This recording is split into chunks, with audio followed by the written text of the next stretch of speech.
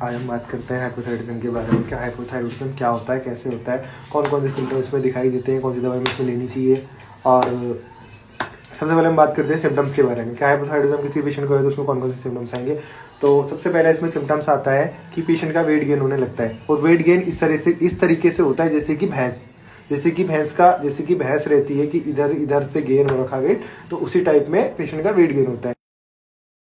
दूसरा, इसमें एक सिम्टम्स और आता है जिसको हम बोलते हैं ब्रेडिकार्डिया। ब्रेडिकार्डिया होता है कि पेशेंट की जो हार्ट रेट है वो कम होने लगती है। कॉन्स्टिपेशन, पेशेंट को कॉन्स्टिपेशन रहता है। कॉन्स्टिपेशन क्या होता है कि पेट में खुश्की रहने लगती है।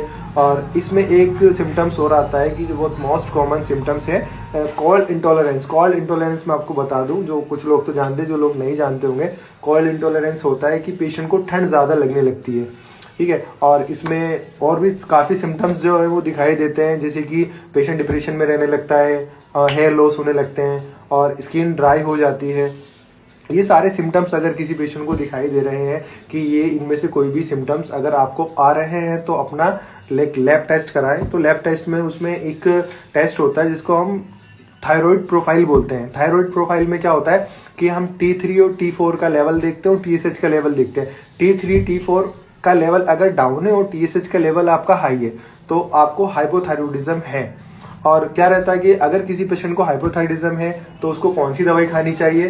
तो अगर किसी पेशेंट को TSH T3 T4 का लेवल डाउन आ रहा है और TSH का लेवल हाई आ रहा है तो उसमें एक ड्रग आती है लेवोथायरॉक्सिन।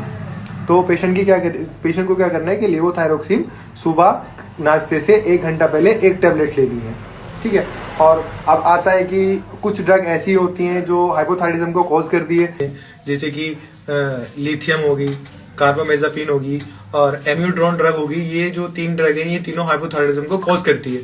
और उसके बाद में हम बात करते हैं प्रेगनेंसी को लेके कि अगर किसी पेशेंट को हाइपोथायरॉयडिज्म है और पेशेंट प्रेग्नेंट भी है तो उसमें क्या है कि लेवोथायरॉक्सिन ले सकते हैं नहीं ले सकते हैं। तो आपको बता दूं कि लेवोथायरॉक्सिन जो है वो 100% प्रेगनेंसी में सेफ है।